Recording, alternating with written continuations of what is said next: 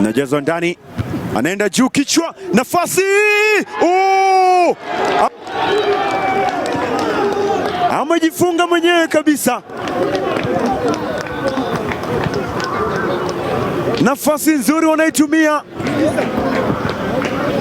Pressure ilikuwa ni kubwa kabisa, lakini tayari goli limepatikana.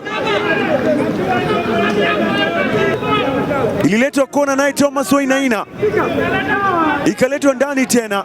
Alitaka kuondosha Bilo Kite, lakini hesabu yake iligoma pale,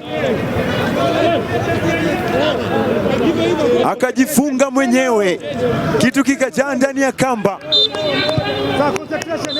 na kuwapa goli wana mafuta wa Bidco United.